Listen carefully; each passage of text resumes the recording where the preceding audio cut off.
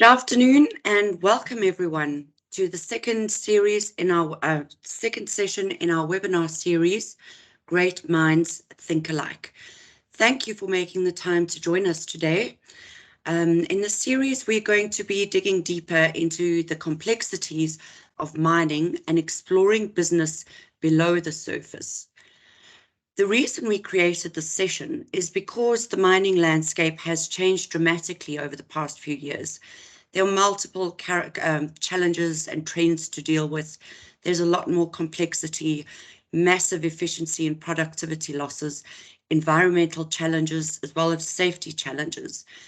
But these also present opportunities to reevaluate the methodologies we have been using, and to utilize digitalization, automation, and new technologies which enable better visibility.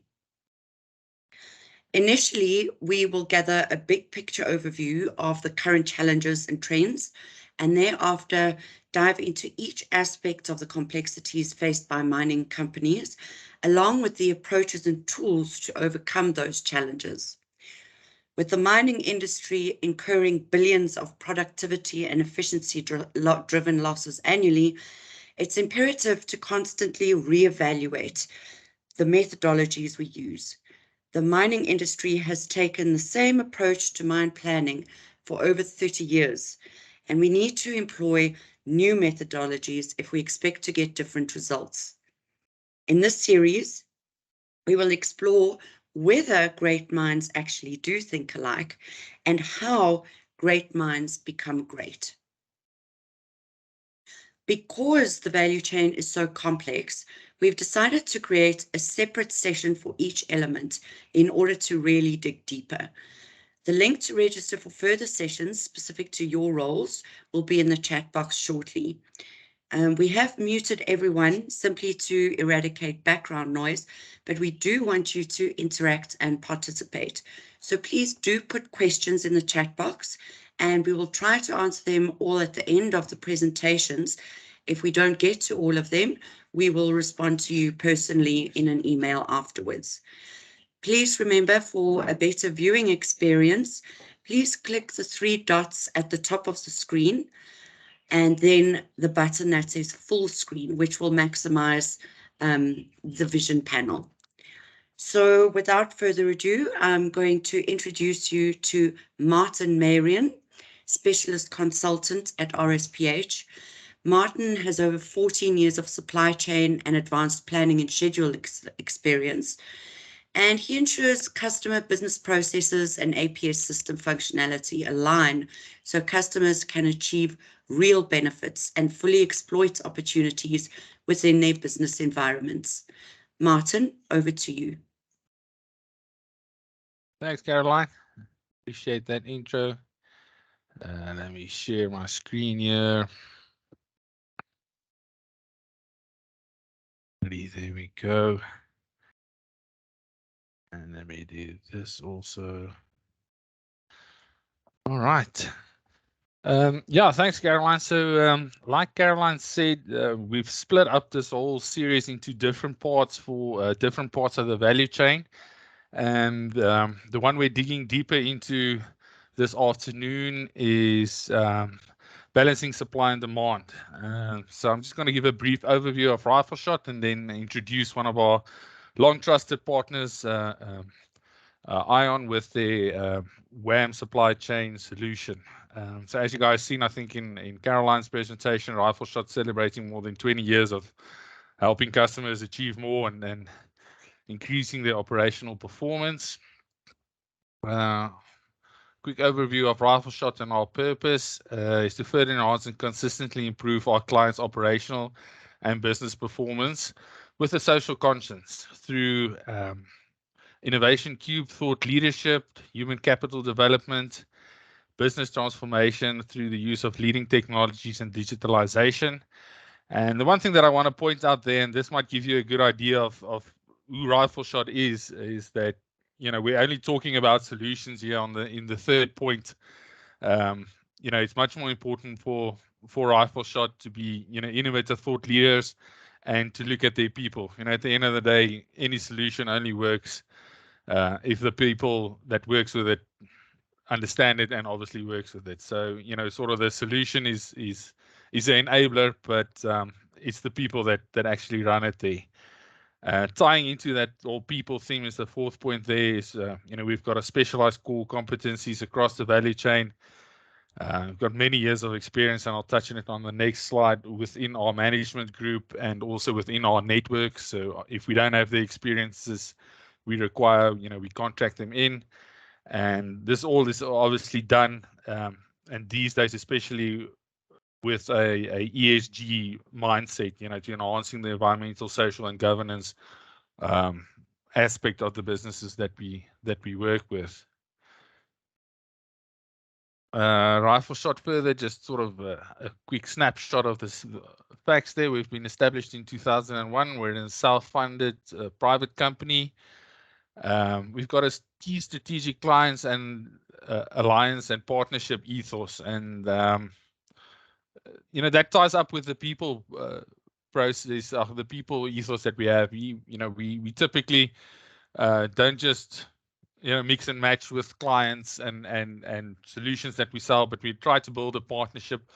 Many of our customers has been customers for the 20 years, and even for some of the management team for 30 going on 40 years, as well as our partners. So we try and build that relationship, because, you know, most of these things are journeys, and we'd like to walk the journey with them. We've got African and international business and IM experience. Our management team has over 180 years of business and industrial experience, so, you know, lots of experience coming in there. And then a key term that we've trademarked is a resultant instead of a consultant. You know, we like to deliver results and not just consult. Many of the big consulting houses, like, they come in, they work off a template, fill in the template, tell you this and this is where you can improve, and after charging lots of fees, they disappear and they don't help you actually get to that improvement. You know, our approach is a bit different, so we like to see results and like to work together to realize that operational improvement and the focus on it. And then lastly, we're a member of Medalla and Associates, which is a BEE, Black women-owned level 1 company.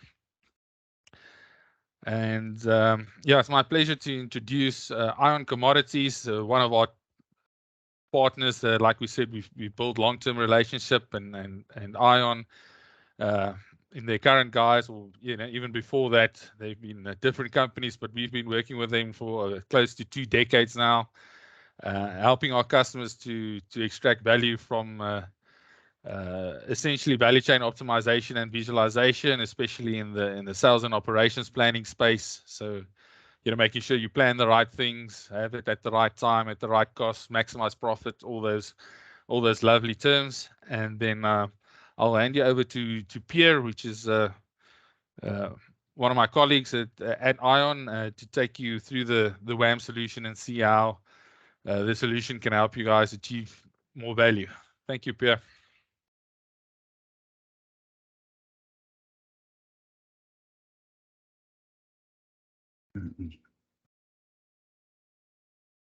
Give me 1 second and we'll share some things here.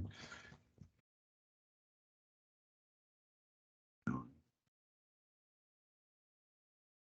right, hi everyone. Let me just share my screen here and start the conversation. Okay, so welcome. I'll walk you through, you know, who Ion is, who we are. So my name is Pierre Arsenault. I've been working with Ion for over 10, 12 years now. I've been in the space of modeling, planning, and scheduling solutions for the past 25 years, along with my colleague Jack Weiss, who's also on this call. And it's all been in either process industries. I've done some mining experience as well, which I can talk to you today. So who Ion is, so we're a global company. We're represented in about 35 plus countries. We also work with partners in different countries. Example is Rifle Shot in South Africa, but we do have an office as well in Cape Town. We have about 10,000 plus employees. We're scattered across the world depending on the industries, the experience level. ION is broken down into 4 main categories in which we have solutions that help, you know, on the, let's say, the banking back office side, and the market side, we have solutions for treasury solutions. So if a company needs treasury solutions within their accounting, banking, as well as the commodity side, which is where I belong in the WAM group, which is the bottom right circle. And the commodity side has solutions to help, let's say, not only manage the transactional flow of your supply chain, but also try to do optimization of it.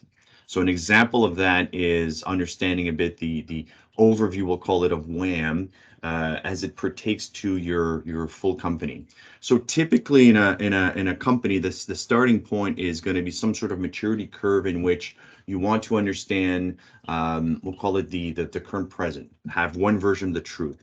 This typically will translate into having one system of record, like an ERP system of kind, that will capture customer orders, will capture inventory levels, etc., to have the information readily available to make decisions on. The typical next step in the maturity curve of a company is starting to anticipate the future and the conditions that change. So often we'll come doing some sort of demand forecasting, understanding the future on that side, understanding future prices, trading prices, and transactions at that point.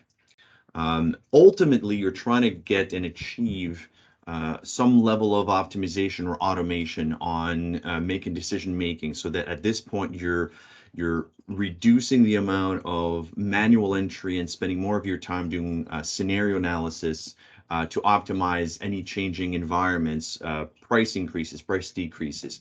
An example, if the I've worked with manganese ore and alloys industries before, where the sudden increase in construction materials for iron ores and etc. will increase, then there's a direct correlation to your manufacturing output for some of the markets you're going after.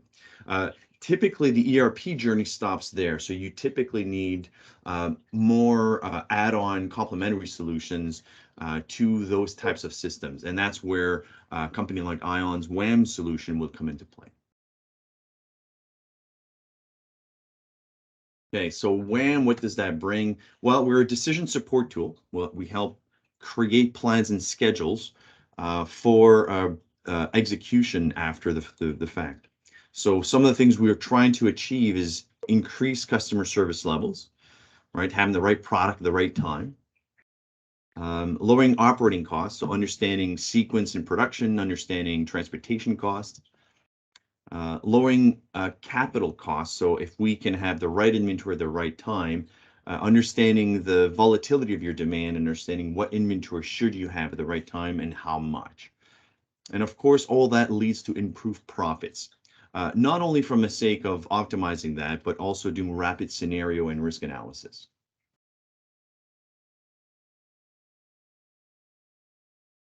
So the WAM solution is a modular approach solution that has multiple, we'll call it, facets that help different parts of your organization, but all in one framework. So we offer demand planning solution. I'll talk about all of these in a second. Distribution planning, production planning, purchase, inventory, and financial planning as part of one optimization solution.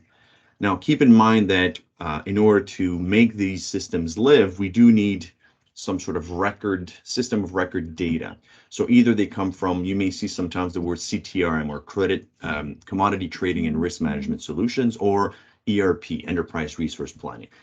Those are essentially where you capture your master data, you capture transaction data. So if you want to have all your production bills of materials, how to make products, current status of starting inventories, what are your costs right now, what are your financials associated to it, you send it back to our platform, and we will help you optimize and create plans for production, understanding if you have contracts, how to satisfy those contracts. In the minings and metals, I'll start with a use case that I've done a project with a company called Aramet. They're based in France. What they do is they extract manganese ore from a mine they own in Gabon.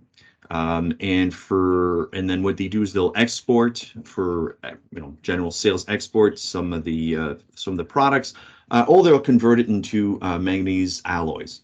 In the time when they don't have enough supply coming from the mine in Gabon, they'll also do some purchasing with contractors in contract mines in South Africa.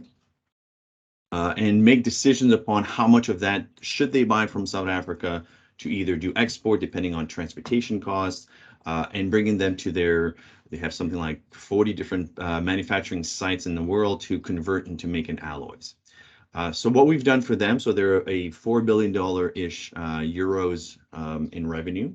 What we've done for them is help them do demand planning, so understanding the future demand for the next 12 to 18 months, and trying to create a forecast depending on the regions, the markets, and understanding the supply needed for margin optimization on should they sell, for example, more of the intermediate ore products, or should they convert to alloys for a different margins they make in different countries. So this is a full optimization of logistics, of sales markets that they're going after, inventory levels, and production costs, as well as some of the raw materials included into the purchasing prices for all of their let's say their manufacturing of alloys. So depending on some of the constraints they have, they can make decisions on should they sell the intermediate product or further refine to continue making other alloys.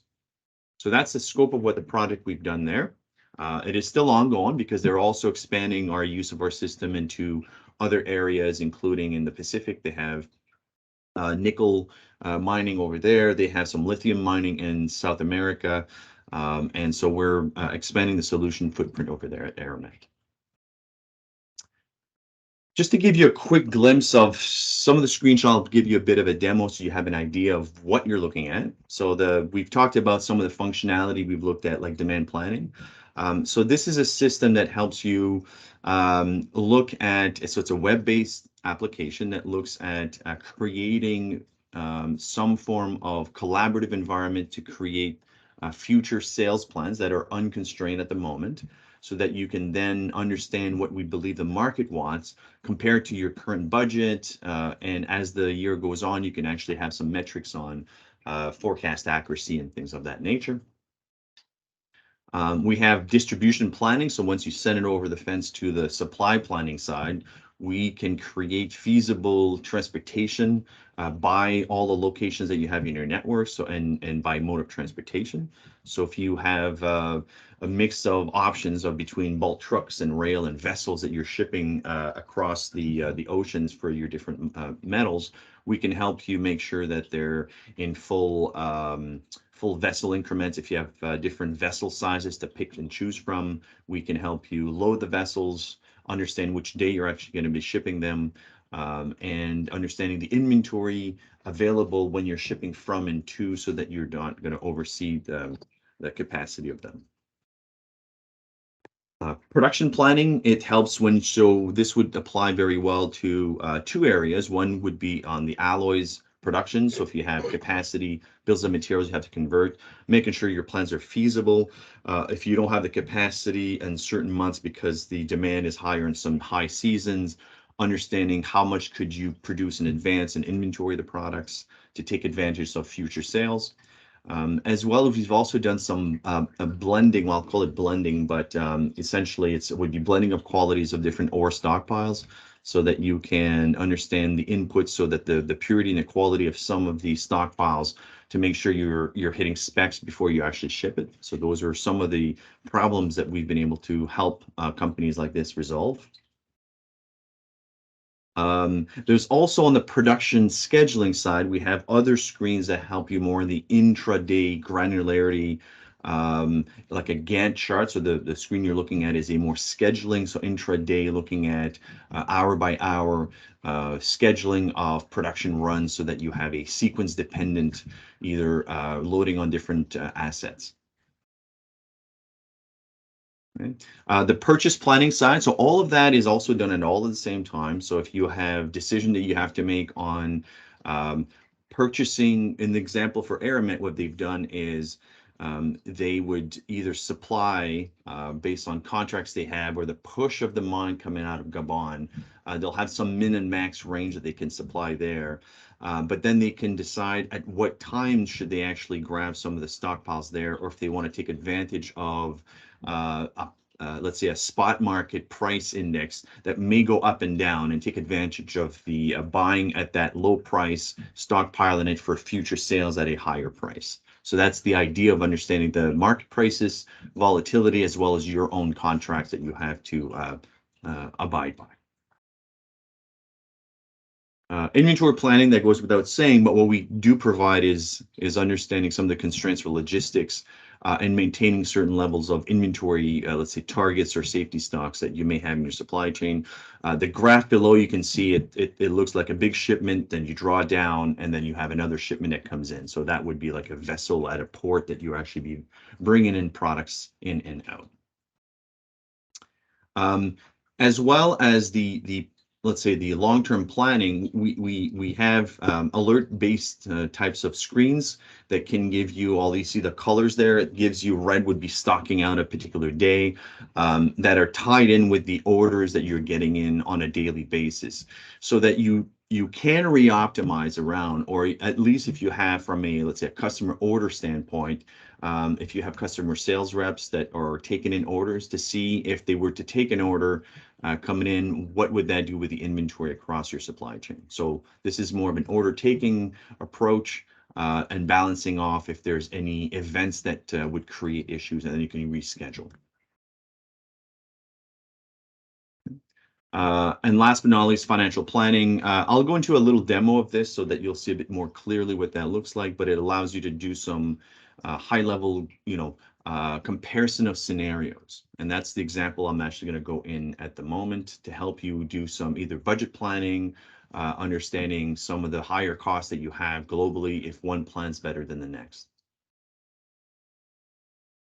Okay, so from an example of a demo, so this would be, I'll start off with, let's say, a commercial team that has, their job is to try to predict the future of their sales demand without putting into consideration if they have the right capacities or constraint. They're trying to just predict what their customers want.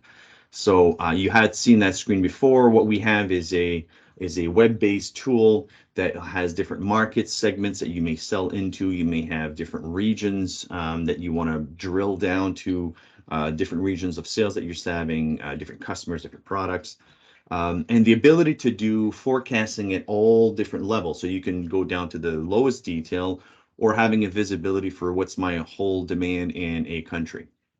Okay. And so what we do is in the bottom is we'll have a visibility of your shipment history.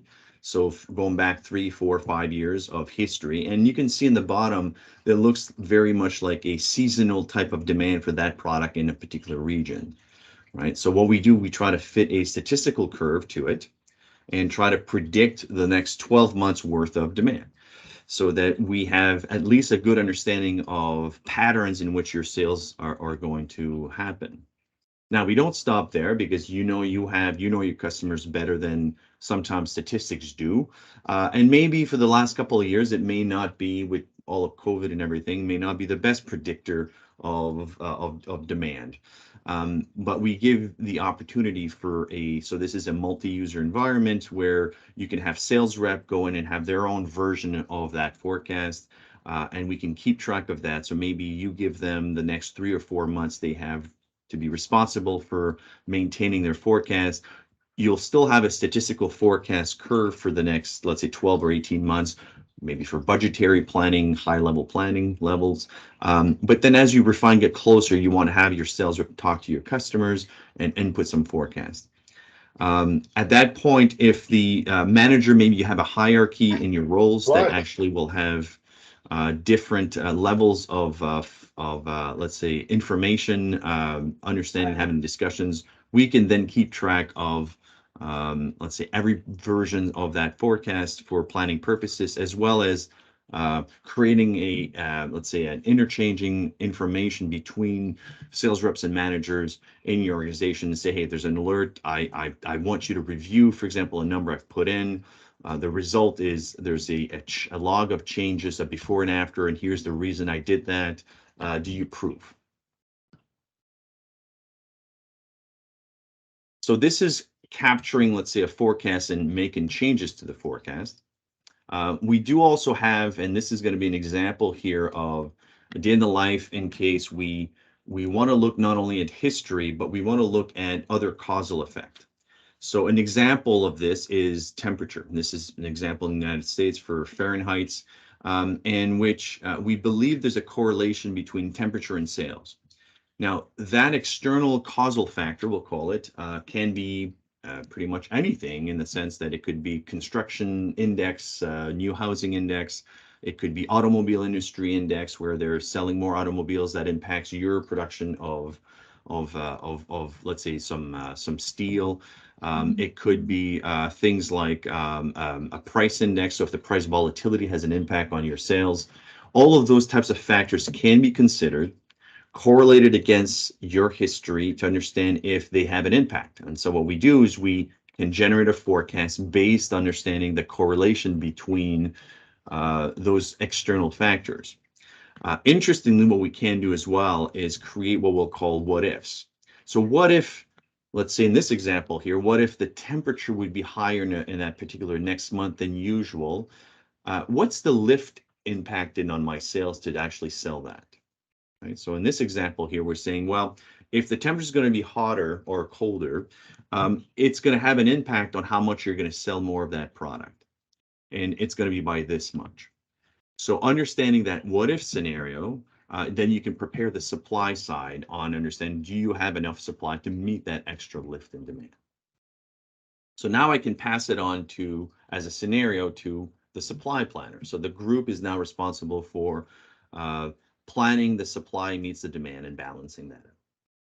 Okay, so again, you'll have a screen presented to you, but it has more information. It has also all the production and the inventory associated, as well as the same forecast sales you had.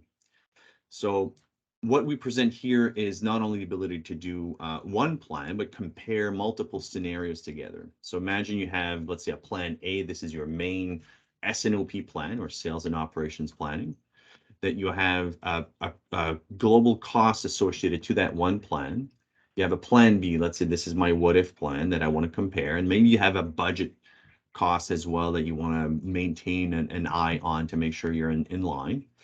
And you have this new scenario where we had that new demand lift, and we want to see, do I have enough supply or inventory to meet that demand?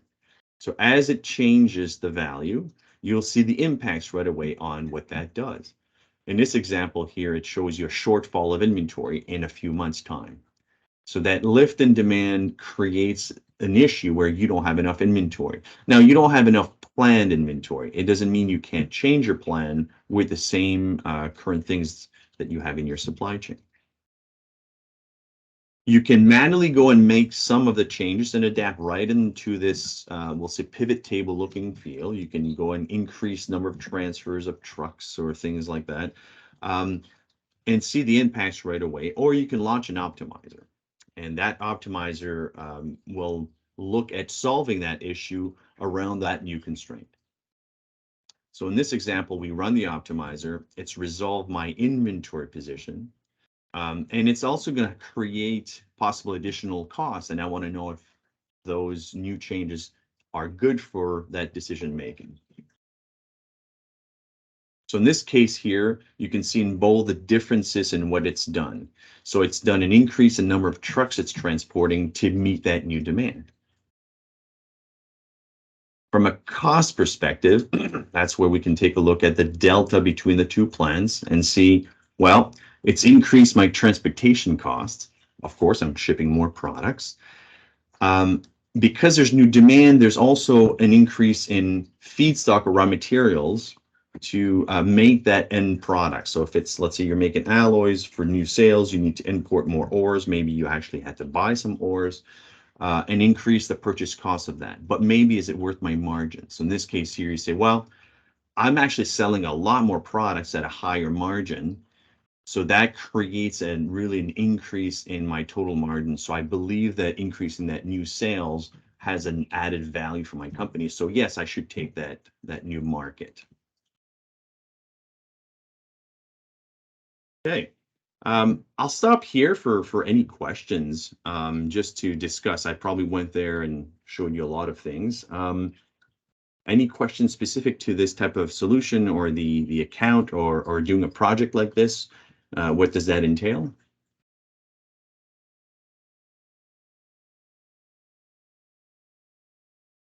Pierre, I have a question that's asking if you could speak to the challenges of deploying a system like this. It's drawing obviously from multiple sources. What goes into implementing this? So the first thing is understanding what goals you have. If you're going to deploy a project like this, you have to understand where's the current. How do you do the business today? Are you planning everything in spreadsheets? And do you have, I'd say the first step, what we call the maturity curve earlier, is do you have a system of record to help you at least have clean data to do this? So I'd say a project like this would extract and automate as much as you can from those existing systems. I'd say almost, let's say 90% of that data, if possible, to make it so that you don't have to recapture data. You have one version of the truth of the data.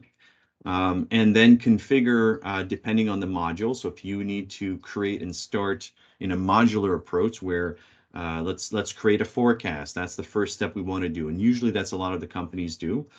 You're looking at a 3-4 month type of project to do that piece.